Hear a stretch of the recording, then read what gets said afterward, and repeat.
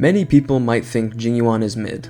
Listen, he's really strong in pure fiction. So let's talk about how to properly build him for peak performance regarding his best Lightcones, Relics, Teamcomps, and Eidolons. Starting with his Lightcones, Jing Yuan's signature will of course be his best in slot. It's pretty much the best for all follow-up attackers. Himiko's Lightcone will be his second best, so if you have it, then use it, it's strong. Some more free-to-play options, however, can be Genius's Repose at S5, or a more recent addition, The Day the Cosmos Fell. At S5, it performs surprisingly well. If you have none of those options though, then Seriousness of Breakfast or Birth of Self is decent. They are much worse at S1, so try to superimpose as much as you can. Now, Relic Sets. So Jing Yuan is a lightning character who focuses mostly on follow-up attacks from Lightning Lord. So the Duke set is by far his best in slot. Nothing even comes close. You could run some two-piece combinations of Duke, Thunder, Musketeer, or even Messenger, but no, it will generally perform worse. Then Jing Yuan's Planar Ornament sets. Inert Salsado is still his general best in slot. However, with the addition of Glamoth, things get a little interesting. So Glamoth is only better if you can get your Jing Yuan to 160 speed or higher. And even then, it's only a couple percent better.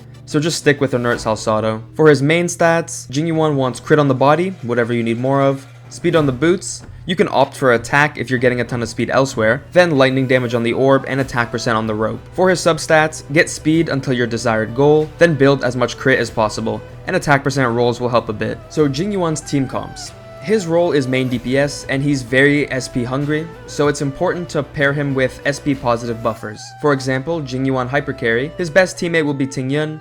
Then you can either use Bronya, Ruan Mei, or even Asta. She's very strong with them. Then for sustains, Fu Xuan will generally be the best if you can manage skill points. Luocha is decent but provides no buffs. And then Huo Huo will be strong, but she can be SP hungry. His comps really only focus around hyper carrying him with any select amount of Harmony characters. However, you can pair him up with Topaz for a dual follow-up attack DPS comp, with Jing Yuan, Topaz, Ruan Mei, she's not really replaceable, and Huo Huo. And finally onto Eidolons. None of them are game-changing, so Jing Yuan's E1 makes his Lightning Lord do 25% extra damage to adjacent enemies, meaning if the target enemy is this guy, then this guy will take 25% extra damage from Lightning Lord. E2 buffs Jing Yuan's basic skill and ult damage by 20% for 2 turns, every time Lightning Lord takes action. Pretty straightforward. E4 just regenerates a ton of energy, 2 for every Lightning Lord hit. That can total up to 20 if you get all 10 hits on Lightning Lord. And E6 allows Lightning Lord to make enemies vulnerable when it hits them,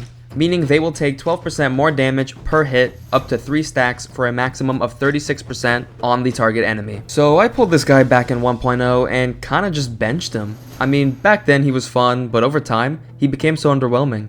However, now, he's decent even outside of pure fiction. Although, nothing beats Kafka.